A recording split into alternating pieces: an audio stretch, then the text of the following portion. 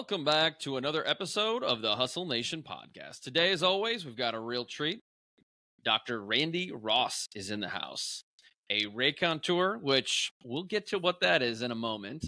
Keynote speaker, best-selling author, craftsman of culture and hope. And Randy, let's jump into it because as a published author, you've written some books on topics that we discuss a lot. Welcome to the show. Well, thank you, Chris. It's good to be with you and Dustin, and I appreciate the opportunity. Likewise. You have a really interesting name or title in your LinkedIn profile. You call it raconteur. Can you tell us a little bit about what that is? No, well, sure. It's first of all, I'm an author and a speaker, so I love to come up with good, strong words and wordsmith different ways of communicating. And raconteur just is someone who is very adept at storytelling. So a master storyteller. I love to take ideas and thoughts, sort of synthesize them, make them simple to understand and apply so that everybody can get access to them and then communicate them in a way that will profoundly impact their life for the good. So how does one become a raconteur? How do you know you want to get into this? Like, when did you discover this incredible ability to tell stories and captivate people? Raconteur is just a great... Yeah. So we all know that story is a powerful form of communication. And so as an author, as a speaker, that's what I like to do. I like to craft a story that's engaging, that's compelling, but it's filled with content that hopefully can help people both professionally and personally. And so whether I'm doing a keynote address, speaking for a corporation or an association or a nonprofit group, or whether I'm writing a book, I just want to make sure that the message that we're conveying is something that is upbeat, positive, and is helpful, going to leave a positive wake in the world. So Randy, as you think about this, one of the things I've seen from people that are decent at storytelling, a lot of people from the outside are like, man, they're just great at storytelling. They just know how to tell a story. But then when you dig in, they tend to take an inordinate amount of time to prep and think and challenge themselves before really even start the story. So just, curious about, as you've continued to kind of develop your craft of storytelling, can you just speak to, the preparation and thought that tends to go into good storytelling? Because I think a lot of times people just think you're just kind of off the cuff. Well, a good storyteller does come across as being extemporaneous, that it feels like it's off the cuff. But I can assure you that anybody who tells a good story has spent a lot of time, hours upon hours, crafting it and honing it to make sure that not only is it compelling content, but it's also contagious. In other words, it not only provides education or inspiration or challenges your paradigm. So from a cerebral standpoint, it's challenging, but more importantly, from a visceral standpoint, it touches the heart.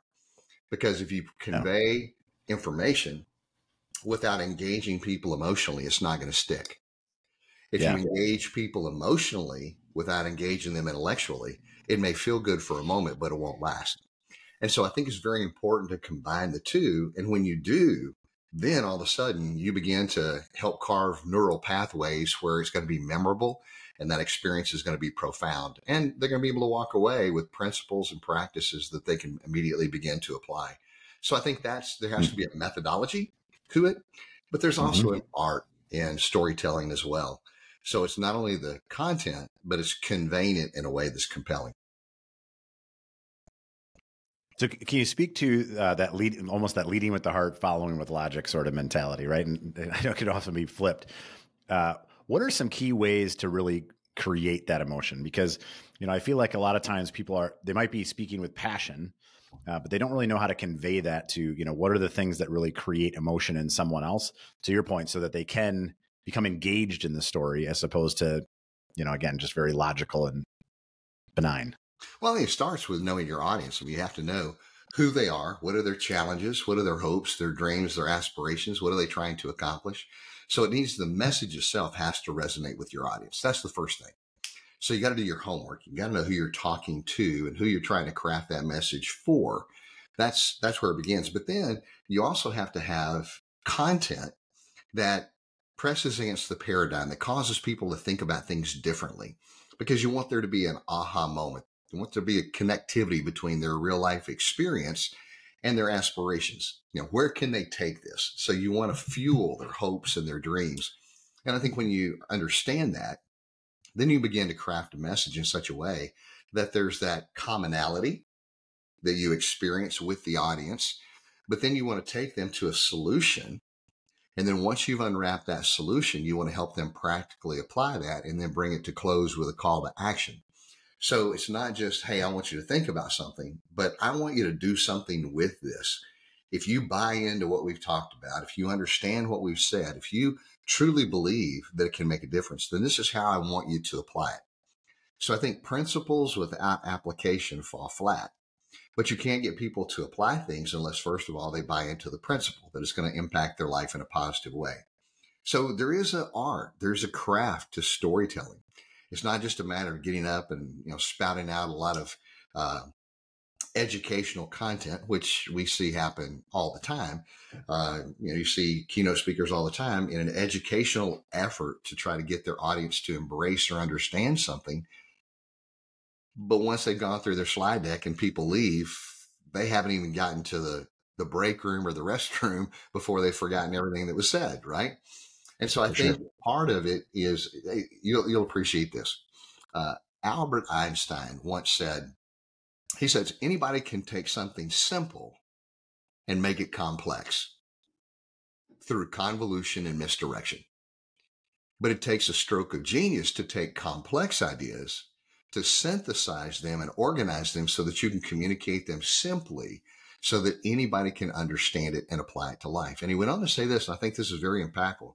He said, the more complex the issues are, the more simple your questions should be. In other words, the greatest, most impactful things in life are actually the simplest things. There's a book that was written, it's been 2 decades ago, maybe even more. A book that was written by the title of, you may remember this, Everything I Needed to Know About Life I Learned in Kindergarten. I don't know if you remember that title, but it was a great book. And the author was so good and concise and just conveying the simple idea that the biggest, most profoundly impactful things in life are actually the simple things we learned when we were young, like share, don't push, say thank you, say I'm sorry, eat your vegetables, take naps regularly, all those things. If we would just do those things, life would be so much better for everybody. And it's a great lesson in leadership too, because I think oftentimes we make things far too complex. And when we make things complex, people get lost in the melee. And so I think as communicators, as leaders, if we want to become leaders worth following, then we have to speak with clarity and conviction, but it needs to be concise and it needs to be compelling. So, Doctor, the 4 C's, that's pretty impressive. That's a good nugget. I have, for many years, and I think a lot of leaders have struggled with this, was thinking that more is more, when actuality, less is more. And as someone who comes from a marketing background, I've often, as I've learned this, because it took a long time to get this through my thick skull, was that a lot of times the most powerful messages in marketing are those that are short. The most powerful, impactful, memorable messages are the shortest messages. But why is it so hard for us? Because when I write anything, I think the more I put here, the more impressive it's going to be. When in actuality, the longer it is, usually the worse it is. Well, here's the key. The more memorable it is, the more impactful it will be. Mm-hmm. And so, as an author, I like to come up with words that compress ideas, a smash up, if you will. So I wrote a book several years ago called Relationomics. And by the title, we made up the word. Don't go try to look it up. You'll never find it. But we took the word relationships and economics and we smashed them together to make it concise. And you get the idea from the word itself. It talks about the power of healthy relationships to drive good business, right? What's the economic impact just beyond a fiscal transactional analysis? What's the impact that healthy relationships have on business. And we know intuitively, innately, it's profound. But we unpack in the book those principles that make it so impactful. And that's a great word, that communicates and conveys a lot of meaning. In the same way, I think leaders have to be careful because we live in a complex world. We do. I mean, they're coming off of the Cold War. The Army War College came up with an acronym to describe world conditions at that time. And the acronym was VUCA, VUCA. And today, if you research it, there's VUCA training. It's very popular in Europe. It's now beginning to come to the States. But VUCA stands for volatility, uncertainty, complexity, and ambiguity. Volatility, uncertainty, complexity. And I don't know about you, but I think that adequately conveys exactly what we're experiencing in our workaday world now, because those same issues are present. But here's what I think. In order to combat the complexity and the ambiguity, we have to be clear, concise, and compelling. So as leaders, we have to make sure that we're on point when it comes to our messaging. There's too much ambiguity in the world. There's too much uncertainty. There's too much volatility. And a good leader knows how to clearly and concisely convey a message that will rally his troops. Now, I learned this a long time ago. My kids are grown. They're out of the roost. We're empty nesters. But I used to coach my kids in sports all the time. And when you coach a bunch of fourth graders in basketball, you learn very quickly that when you call a timeout and you bring them over to the bench, you can only tell them to do one thing at a time. One thing. You can't tell them, you can't give them 3 or 4 or 5 instructions because they'll get glassy eyed within a matter of seconds.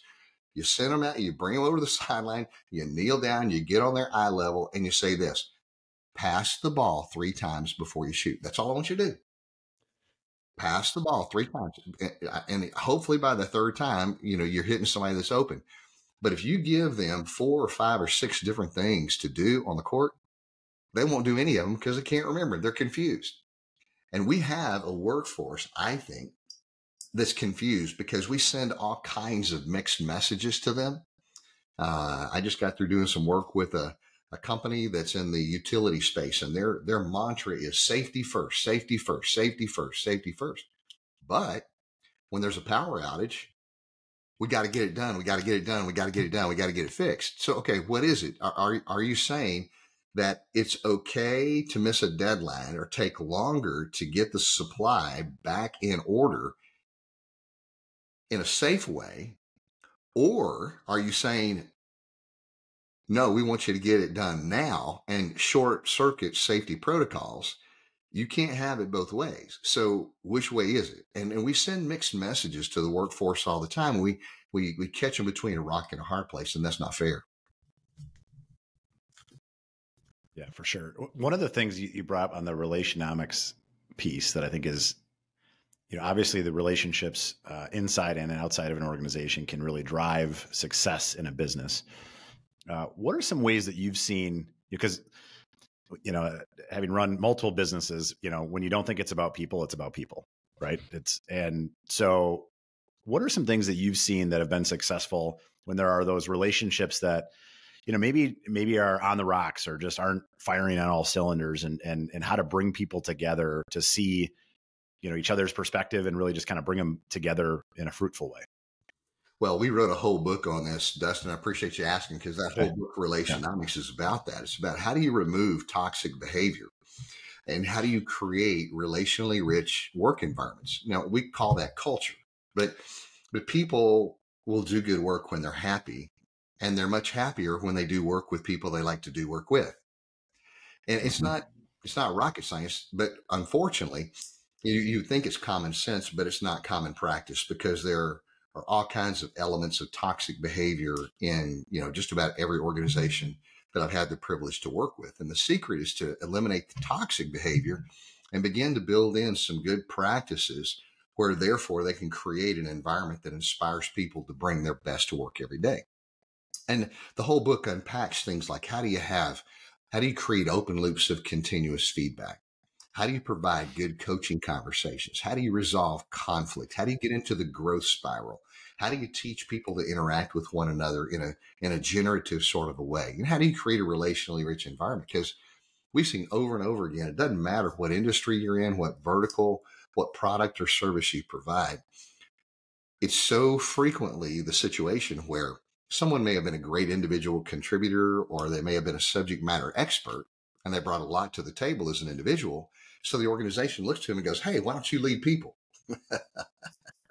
And they give them no training, and they don't equip them, and they don't have the competencies to create a relationally rich environment.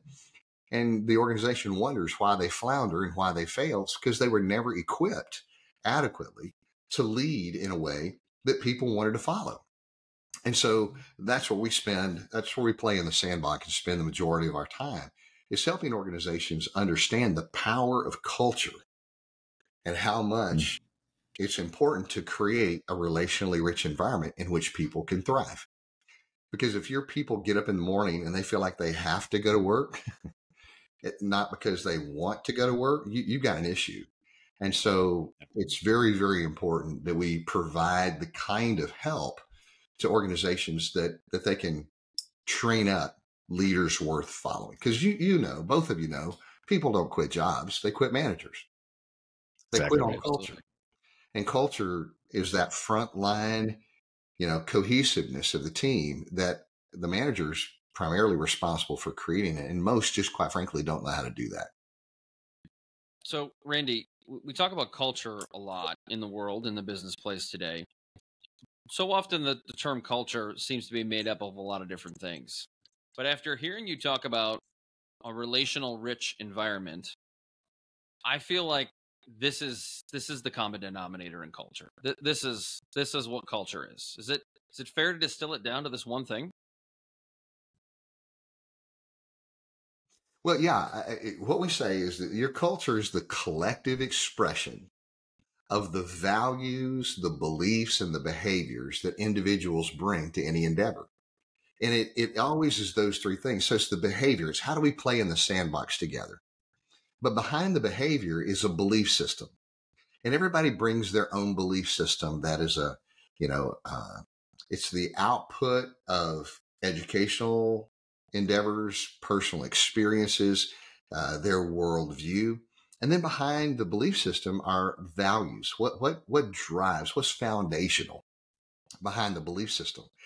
And so I do a lot of work and coaching around the field of axiology. And I don't know if you or your listeners are familiar with that term. It may be like raconteur. Nobody knows what axiology is, but axiology is a strain of philosophy.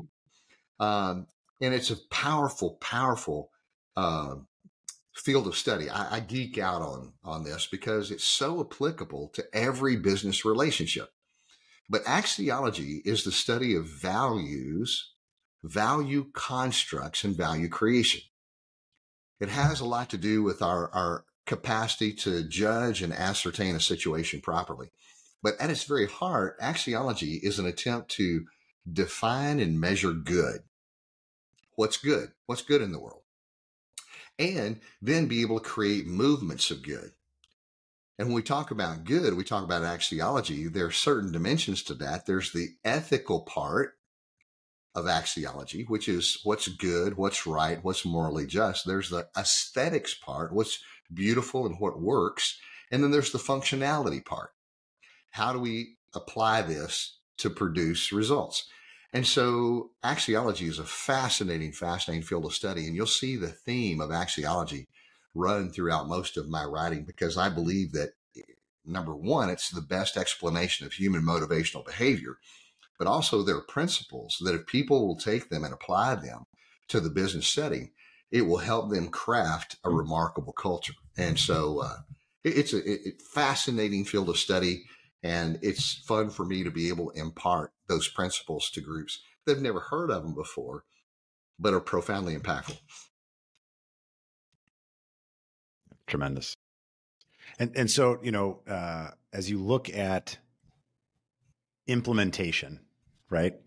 For those listening, that are running a business and saying, we're trying to take that next step in culture and build real relationships inside, our organization with people. Because to your point, it's a collection of all those things, right? What is, if there was a starting point, right? Of just, where do you start, right? There's 20 steps to take, but what's the first step, right? That an organization could take to, understand maybe where they are and what's the next step they could take to make that even just a touch better. Yeah. Well, the first thing is how do you people relate to one another, right? And then how productive are you?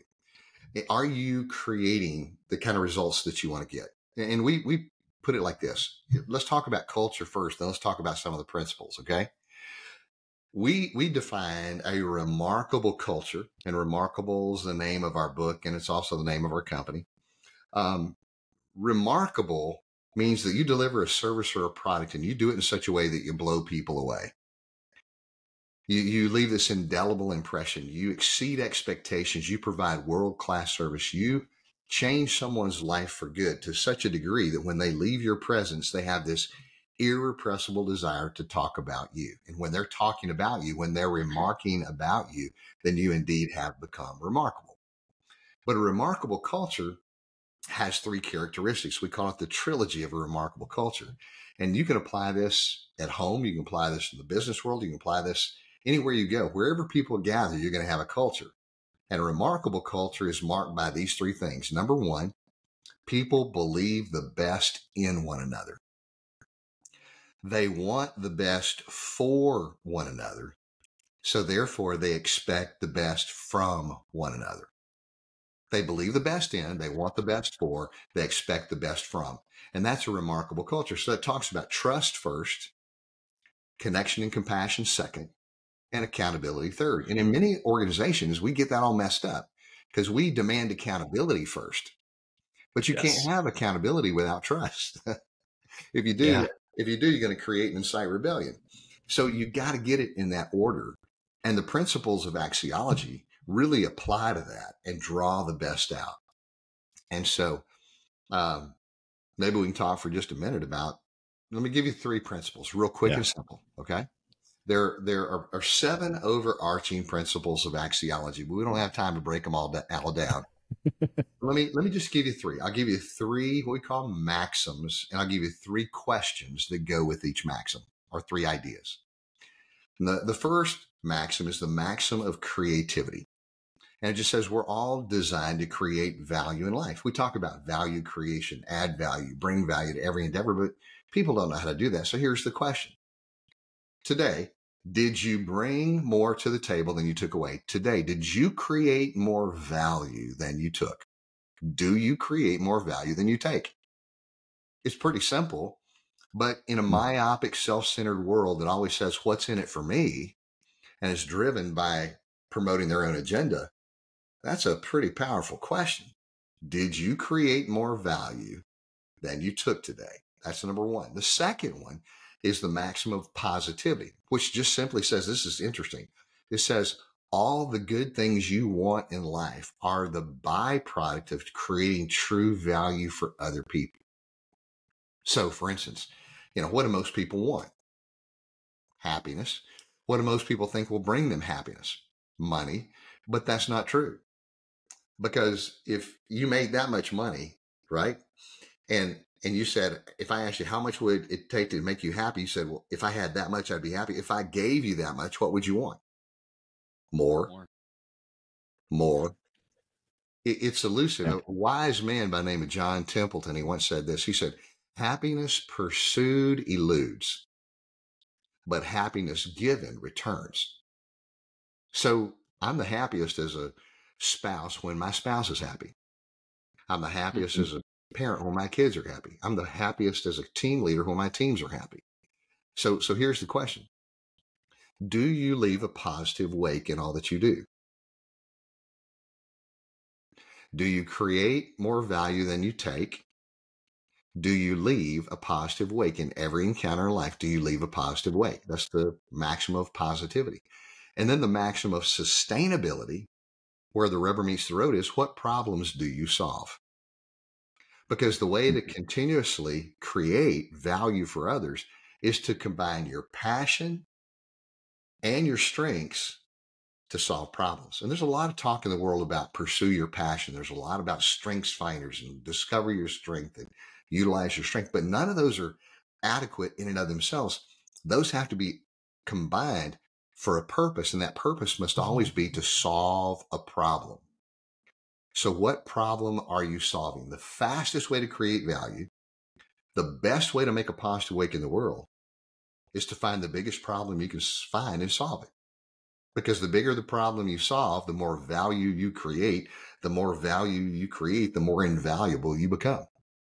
And so those are three simple, quick questions. Now we could spend all day on each one of those and unpack each one of those.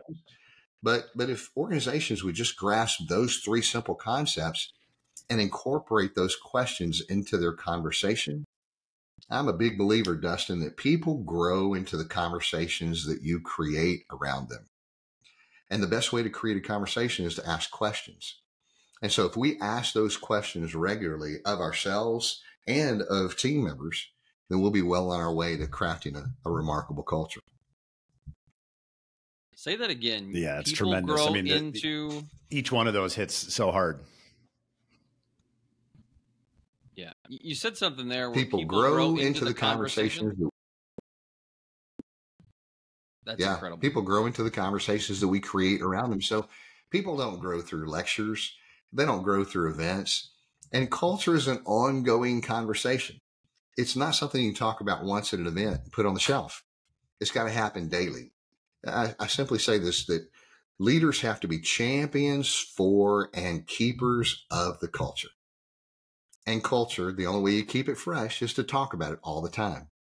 And so the more you talk about it, the more people will grow into it. Mm-hmm.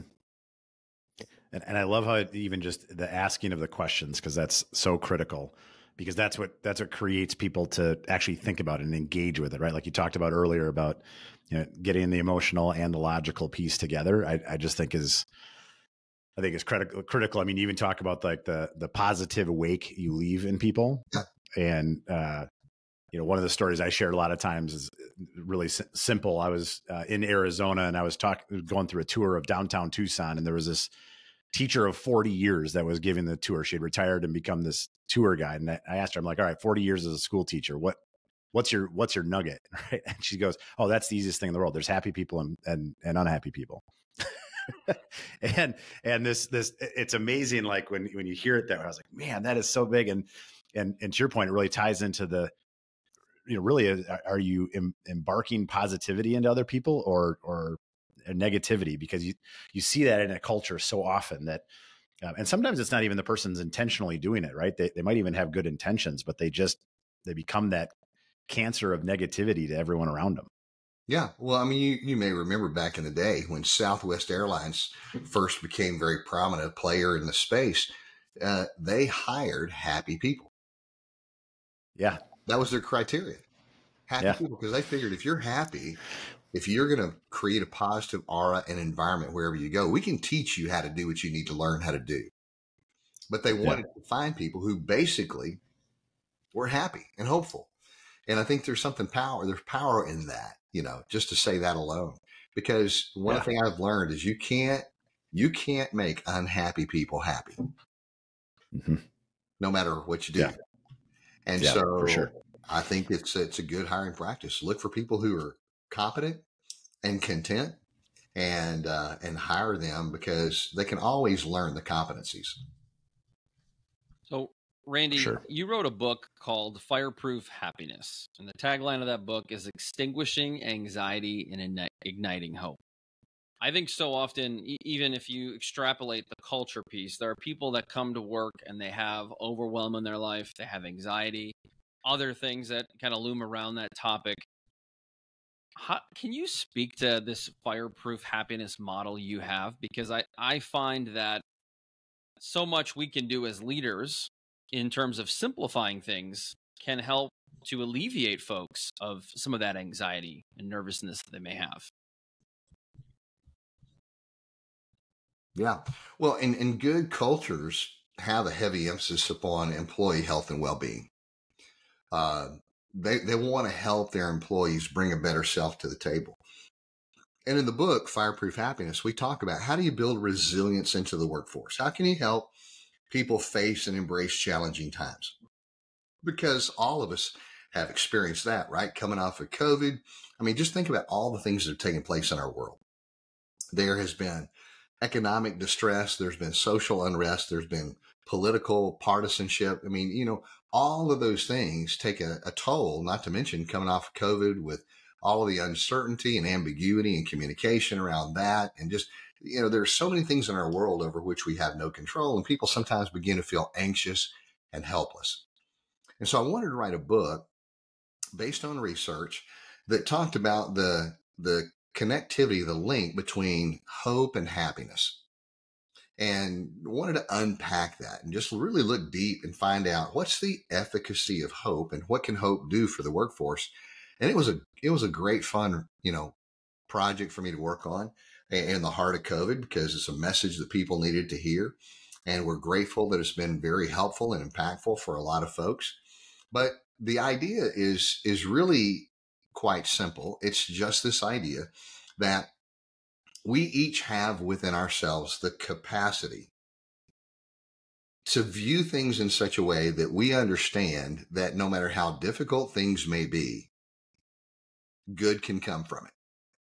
And so there are 4 basic beliefs that we unpack in the book. We call them buoyancy beliefs. When the storm surges, the waters begin to rise, when conditions begin to flood, how do you keep your head above water? In the buoyancy beliefs, there are 4 of them, and I'll just give them to you real quickly. We can talk about them if you like, but the first is positivity.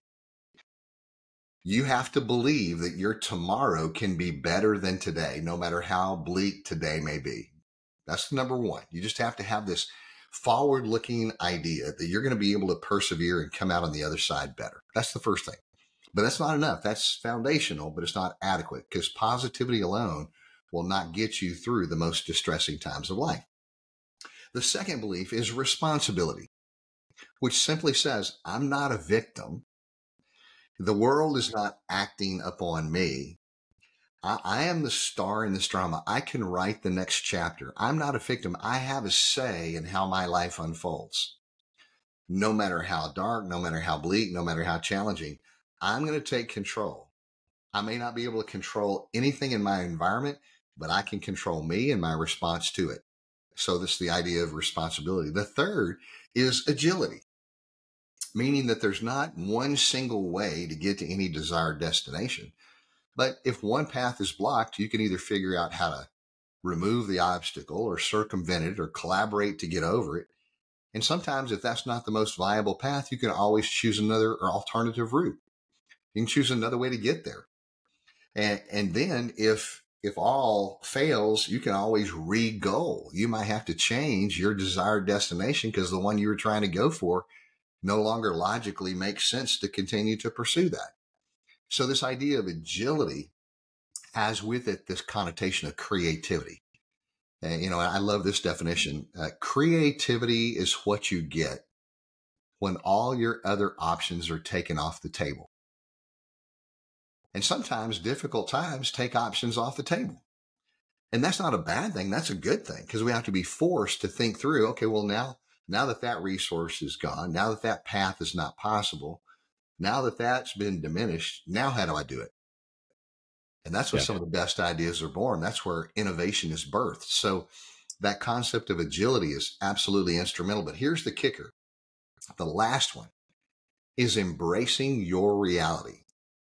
You have to embrace the totality of reality. Because a lot of people think that hope is like wishful thinking, or pitching pennies in a pond, and it's not at all. We define hope as a dynamic motivational system tied to inspirational goal setting. Hope always has a plan. Hope always has a desired destination. Hope always dreams of a brighter tomorrow. And so what is that? But you have to embrace your reality. You can't stick your head in the sand and wait for the storm to pass. You have to embrace the totality of your reality, no matter how harsh it may be. But in doing that, what it does is it prepares you and gives you the emotional fortitude to pursue what otherwise would be a challenging path.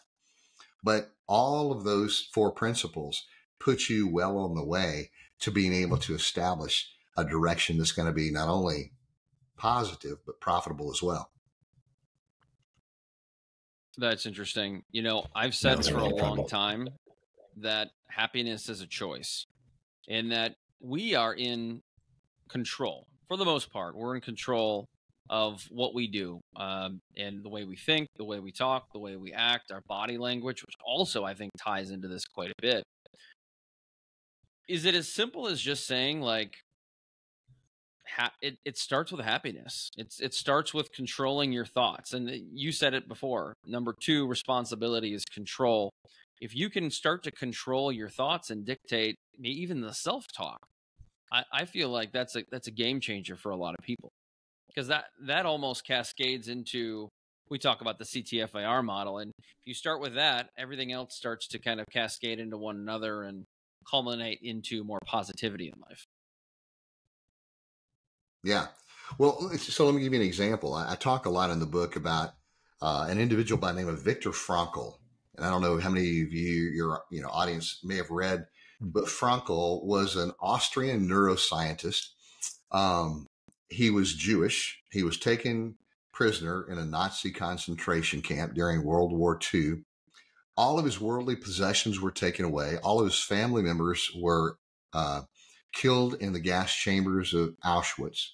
He survived 4 concentration camps and came out on the other side and wrote, in my estimation, one of the most incredible masterpieces on the resilience of the human spirit. And the title of the book is called Man's Search for Meaning. Phenomenal book. And what he says in the book, he said, everything can be taken away from you. Your possessions, your relationships, everything, even your sustenance, even your food. Everything can be taken away from you except for one thing that no one can ever touch. And that's the power of your personal choice. You get to choose your attitude. You get to choose how you will respond. No one can force you to respond in a way that's not consistent with your values and the spirit that you possess. You can love in the face of hatred. You can bring positivity in the face of negativity. You can bring life where there's death. You can bring hope where there's darkness. That's up to you. That's your choice. No one can take that away. And I lean into Viktor Frankl when I think I'm going through a bad time. I compare my life to his, and it pales in comparison. The things that I complain about or I get down about, not a fraction of what he had to endure. But he always had this perspective. In the end, he would persevere. In the end, he would come out on the other side. But his question was, when I come out on the other side, how will I have grown? And how will I be able to help other people learn the lessons that I've learned through this experience? And I think there's a powerful idea in that sometimes when we get anxious, we get depressed, we get down, we get downtrodden because maybe things haven't worked out for us, or we haven't achieved a goal, or we get disillusioned. What Frankl would say is, take the focus off yourself. This isn't about you. It's about how can you pour into other people. And we know from research, one of the fastest ways to help people get out of, being in a rut or depressed is to focus on expressing gratitude to other people. Focus on what other people have done to contribute to your life and to your success. Focus on giving back to others. Focus on generosity. Focus on doing good for others. And that'll immediately snap you out of whatever myopic depression that you're in. And that's what Frankl said. He said, I saw myself on the other side of this atrocity, surviving, number one, because he had the resilience where other people gave up. But then because of that, the contribution I would be able to make to society and to the lives of others. And that's what sustained me during the darkest hours. And I think there's power in that. I think there's a lesson in that sometimes we get too self-absorbed in our thoughts and our concerns. And it is a matter of, changing our paradigm, getting a new mindset, renewing our mind. That's all part of the process.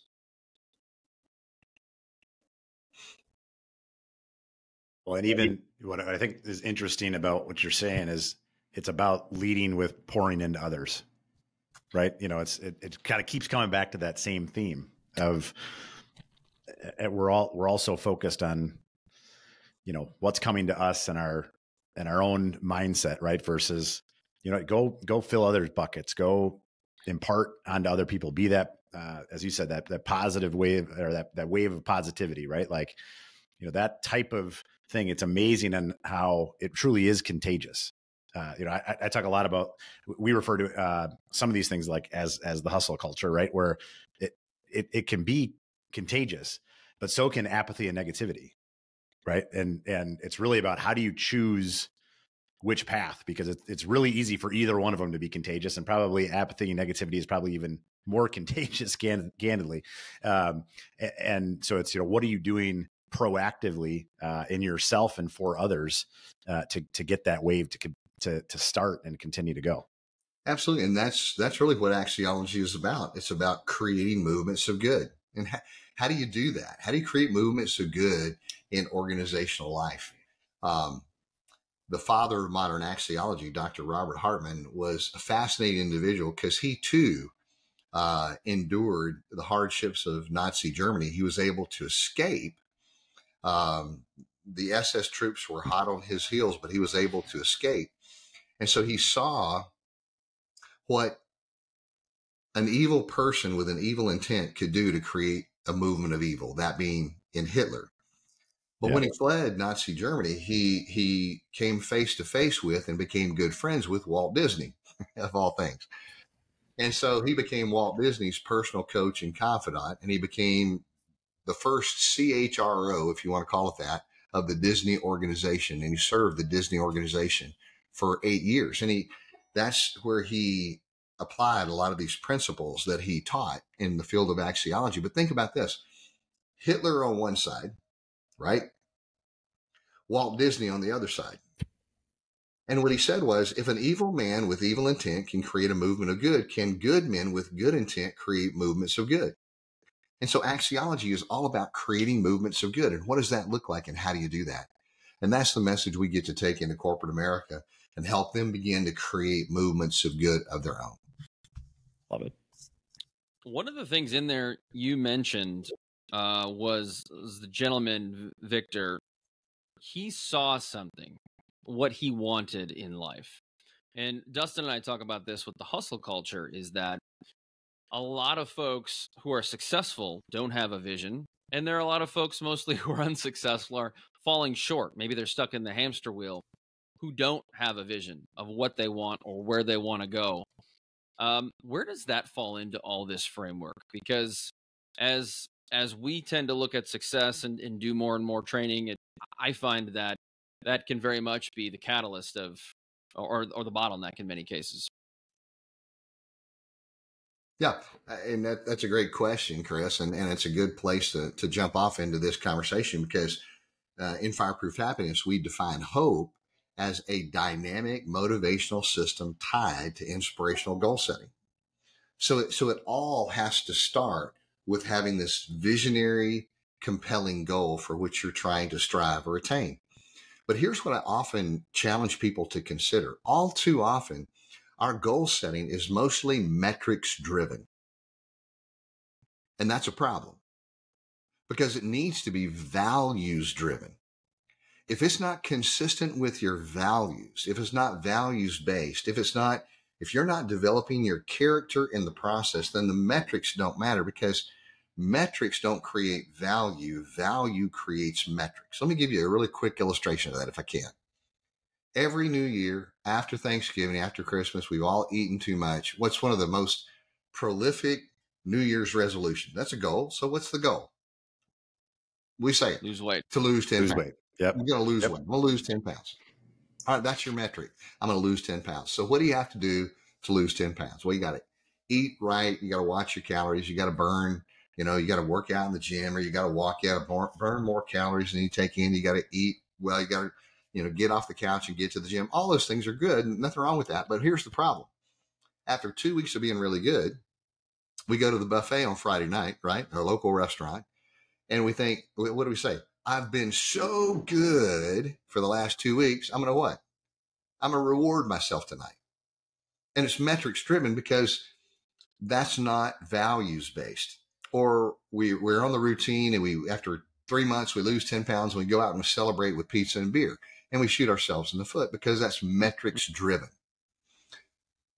What if instead of saying, I want to lose 10 pounds, what if I said, this year, I'm making a commitment to be healthy? I don't care about the numbers. I'm going to be healthy. I'm going to do the right thing for my body. I'm going to do the right thing for me. I'm going to make choices that a healthy person would make. It's values based. It's character based. Is there a goal? Of course there's a goal, but I don't care how long it takes me to get there. It may be 5 months, maybe 6 months, maybe a year, but it's not the metric that's driving the performance. It's the commitment to the value of being healthy. So when I go to the buffet, I act like a healthy person. I make a healthy choice. I don't go back for a third time. I don't hang around the dessert tray. When I, reach a certain milestone, I don't blow it all off, because now I have a commitment to act in a healthy way because I'm making a choice to be healthy. It's not about what you do. It's about who you're becoming in the process. And I think so many organizations miss that because they go, we want to be the biggest and the best. And I hate to break the news to you, but nobody really cares. Your employees don't care that you're the biggest and the best. Your teams don't care. Your clients don't care. The only people who care about that are your investors, your shareholders. They're the only ones that care. Nobody else cares. And if they don't care, why are they going to get there? But I'll give you another way to approach it. I work with an organization that some of your team members or some of your listeners may be familiar with, a group called Chick-fil-A. You ever heard of Chick-fil-A? A little bit. Right, we worked a lot with Chick-fil-A. You may be surprised to hear Chick-fil-A's mission statement. Most people don't know it. But Chick-fil-A's mission statement is to be the world's most caring company. And what does that have to do with chicken sales? Right. Nothing. It's character based. We want to love on people. We want to embrace people. We want to include people. We want to take care of people. That's our value construct. And so all their business model and all their behavior is based upon that belief and that value construct. We're going to be the world's most caring company. Here's the fascinating part. At the end of 2022, when all the numbers came in, they sold more as an organization than their top 5 competitors combined. And they did it. This is with 1/3 the number of retail outlets. And they're closed on Sunday because that's part of their value base. So they sold more than Kentucky Fried Chicken, Zaxby's, Wingstop, their 5 top competitors combined. Yeah. Because they understood that their goal was not to be the biggest and the best. Nobody cares. But if we care for people, it'll make a difference. And so I think sometimes we have to reorient how we choose to pursue things. Dr. Randy, last question. That was going to be my last one, but this one has to be. So if you lead a sales team, how do you implement this and take people away? Like, some of the best performing sales organizations are very metric driven. How do you change that to be value driven? Oh, it's hard.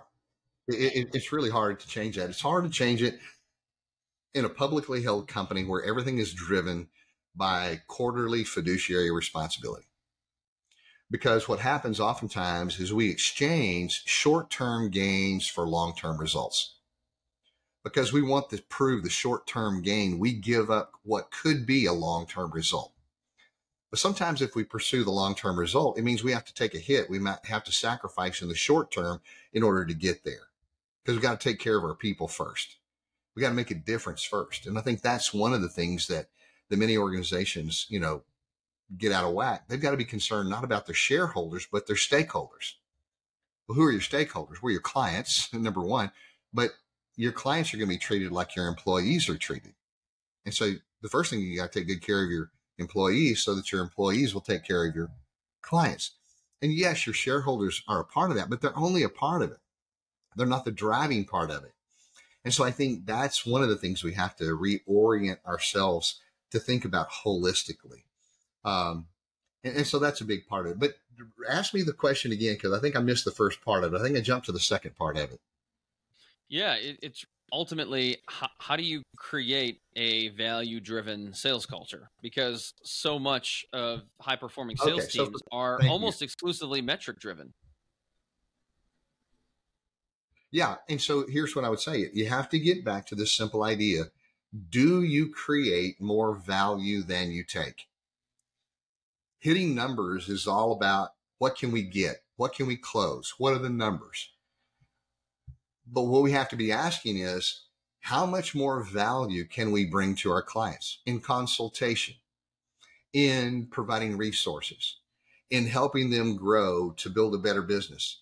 How can we partner together with them so that we both experience good growth? And that's not something that may pay off in the short run. It's something that may be a little bit longer, but I guarantee you that it will always come back in the end greater if you do it correctly. So I think for a sales force that's driven by metrics, we have to go back to this whole idea that metrics don't drive value. Value drives the metrics. And so we have to give more. And one of the things, sometimes people say this in sales training strategy, you have to give to get. No, you give to give. If you give to get, people understand that you're just playing a game.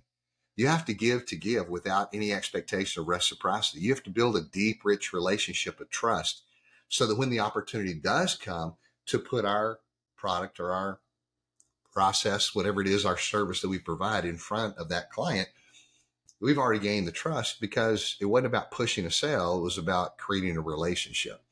And that's challenging to do in some environments, because some environments it's produce or you're out. And that's a real short-sighted way to think about the sales process. But it's one that, a lot of sales organizations fall into that trap, and it's to their own demise, unfortunately. That's a phenomenal way to wrap up this conversation. I thought that was extremely insightful because, especially an entrepreneur, we're so focused on the metrics, and sometimes the metrics only, that I think we lose track of the value. But before we let you go, Randy, tell us a little bit more about where our listeners can find you and what you have going on. Well, I appreciate that, Chris. You can find me at drrandyross.com. Just DR, no period, drrandyross.com. Same on LinkedIn or Facebook or whatever social media platform you prefer. And I travel the country and provide keynotes for organizations. We do developmental workshops that range from half day to day and a half sessions on all of our content. And we have a robust digital platform. If people are interested and they've got a geographically dispersed team and they want something that's scalable and affordable, we've got a lot of great training and developmental content there as well. But all my books you can find wherever fine books are sold, or you can go to our website and see a list of those as well. So I would welcome being able to connect with any of your listeners. Yeah, folks, there you go. Check them out. Great website, great books on Amazon. Randy, thank you for being here. That was an insightful conversation and certainly a lot of fun. We're going to have you back because I've got a list of questions I couldn't get to. So thank you for being here. Okay, well, we'll do it again sometime, but it was a pleasure to be with you, and I'm honored that you would give me your time. Likewise, we appreciate it. For our listeners out there, thanks for tuning in again. If you enjoyed this episode, do us a favor, go to Spotify, iTunes, wherever you listen and download. Leave us a review. It only takes a minute, but it can help us out greatly. Thanks so much. We'll see you next time. Peace.